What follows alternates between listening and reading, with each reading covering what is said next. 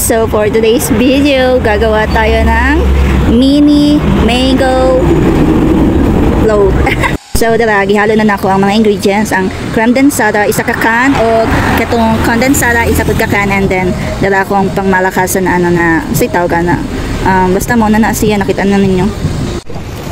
Hello mga guys, akong mama kay nagsabaw og tali og herbang. O nagsabaw na pod og hair food. Bago ma?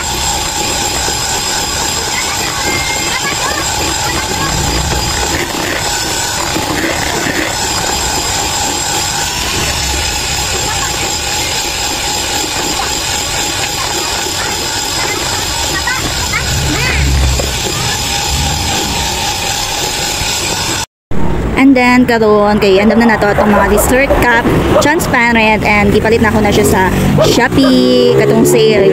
Nagpalit ko ana kasi makitan ko ana niya guys. Cute kayo siya, and then basta mo na siya. So dara.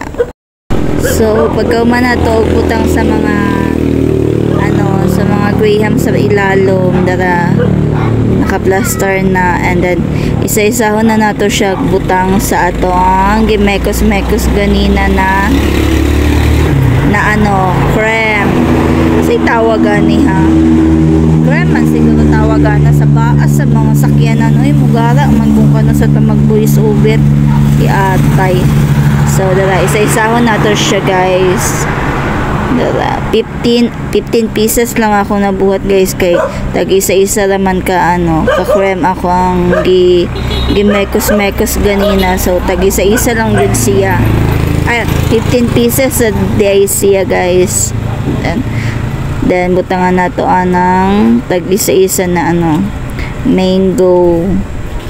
Wala na ako nagitipid sa mango guys, kay mo man jud ng purpose niya, mo gitawag siya og mini mango float, kay dapat na jud siya mango na makita na siya mango na mapaak, and then pagkahuman na po nato siya og graham sa babaw. Dara isa-isahon nato ang graham sa babaw, and then gigamit na po nato itong mga naputol guys, kay sayang man po, and then dili na makaigo ang duha ka plastic na ako kung dili na ko siya gamiton. So dara gipanggamit na ko siya, giano na lang nako kay sayang man po, and then tag isa-isa anang dagko sa babaw. Diba? Pang toppings sa ibabaw. Ingana lang siya guys, and then pagka human na. So dara magkugita guys, kay daghan kay tagkautangan. Diyos ko Lord.